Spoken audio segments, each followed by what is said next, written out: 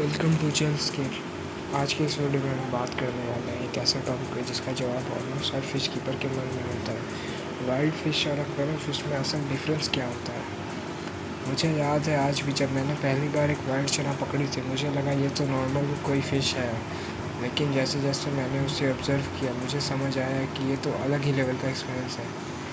तो चलो आज मैं अपना एक्सपीरियंस और थोड़ा साइंस दोनों मिला के बताता हूँ एक वाइल्ड फ़िश और एक्वेरियम फ़िश में डिफरेंस क्या होता है। सबसे पहला डिफरेंस होता है ओरिजिन में। वाइल्ड फ़िश अपने नेचुरल एनवायरनमेंट में रहती है, पॉन्ड, रिवर्स, लेक्स या इवन रोड साइड पडल्स में। ये fish seasonal floods, temperature change और प्रेडेटर्स सब हैंडल करती है। उनका बॉडी और माइंड दोनों सर्वाइवल के लिए ट्यून्ड होता है। तो वहीं दूसरी ओर एक्वेरियम फिशेस एक कंट्रोल्ड एनवायरनमेंट में ग्रो होती है। ब्रीडर्स उन्हें जनरेशन्स तक टैंक में रखते हैं, तो उनका रेजिस्टेंस अलग और अडेप्टेबिलिटी भी लिमिटेड होता है।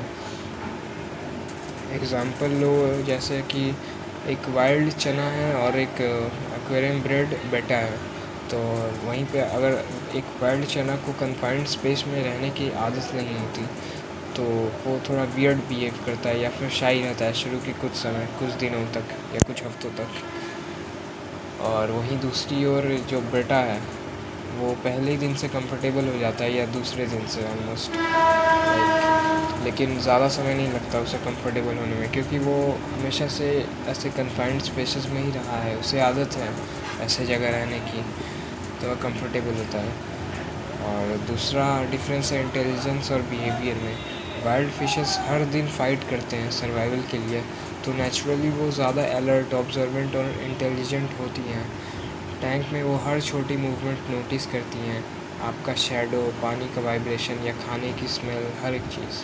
तो वहीं दूसरी ओर एक्वेरियम फिशेस थोड़ी टेम होती हैं, उन्हें मालूम है खाना कब मिलता है और वो आपको रिकॉग्नाइज कर लेती हैं। उनका इंस्टिंक्ट इतना शार्प नहीं होता। जब अपनी वाइल्ड चना के पास जाता हूँ, वो मेरे स्टेप से पहले ही समझ जाती है कि मैं खाना देने वाला हूँ, और जब कैमरा लेके जाता हूँ तो अलर्ट पोज में आ जाती है, जैसे लाइक अ रियल प्रेडेटर। फिर तीसरा डिफरेंस है फीडिंग बिहेवियर में। फीडिंग में भी डिफरेंस क्लियर होता है। वाइल्ड फिश अपने एनवायरनमेंट में वॉर्म्स, इंसेक्ट्स, फ्लाइज और माइक्रो ऑर्गेनिजम्स खाती हैं। उन्हें लाइव मूवमेंट चाहिए होता है फूड में, इसलिए जब आप वाइल्ड फिश को फर्स्ट टाइम टैंक में रखते हो, वो पेलेट्स या फ्लेक्स को नहीं खाती, इग्नोर करती है, क्योंकि उसे पता ही नहीं कि ये भी खाना है। उसे ज़िंदा कीड़े मकोड़े खाने की आदत रहती है।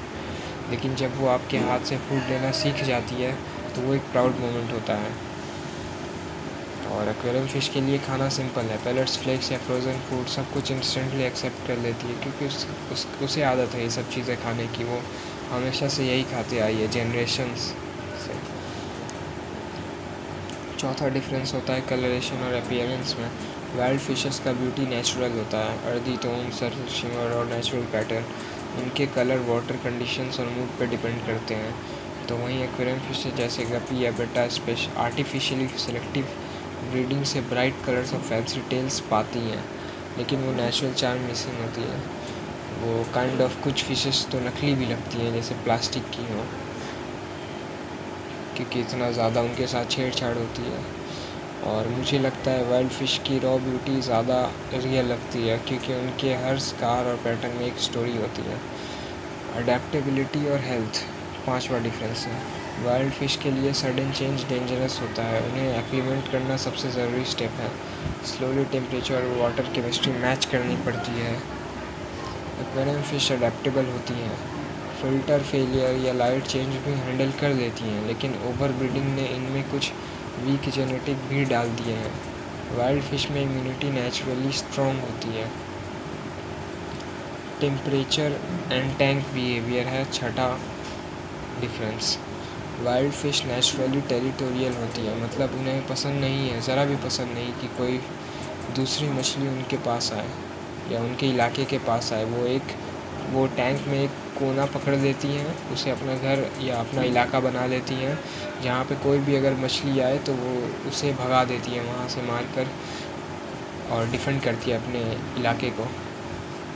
तो इसीलिए उन्हें थोड़ा बड़ा टैंक चाहिए होता है। तो वहीं दूसरी ओर एक्वेरियम फिशेस थोड़ा चिल होती है, specially community species like tetras, Mullis और डायनियोस।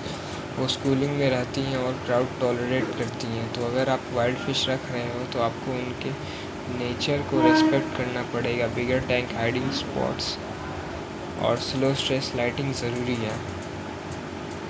और सातवां डिफरेंस है बॉन्डिंग एंड इमोशनल रिस्पॉन्स। अब सबसे दिलचस्प पार्ट, बॉन्डिंग। वाइल्ड फिश के साथ एक अलग कनेक्शन बनता है। वो आपको ऑब्जर्व करती हैं, सीखती हैं और रिएक्ट करती है। मेरी चना पंख टाटा मुझे देखते ही क्लास के पास आ जाती है। वो मुझे इग्नोर नहीं करती, वो पहचानती है मुझे। वो खाना मेरे हाथ से लेती है और कुछ दिन नहीं मिलूँ तो थोड़ा स्लो हो जाती है। एक्वेरियम फ़िश भी फ्रेंडली होती हैं, लेकिन वाइल्ड फ़िश में जो रॉ इंटेलिजेंस और क्यूरियोसिटी होती है वो अनमैच्ड है। और बात करते हैं रिस्पॉन्सिबिलिटी एंड एथिक्स की। वाइल्ड फ़िश रखना एक रिस्पॉन्सिबिलिटी है। हमेशा इंश्योर करो कि वो लीगली कॉट हो और आप उन्हें राइट एनवायरनमेंट दे रहे हो। कभी भी वाइल्ड फ़िश को स्ट्रेस देने के लिए या शोपीस बनाने के लिए मत लो। वो एक लिविंग बीइंग है और अगर आप उसका रेस्पेक्ट करोगे तो वो आपको अपनी वर्ल्ड का हिस्सा बना लेगी।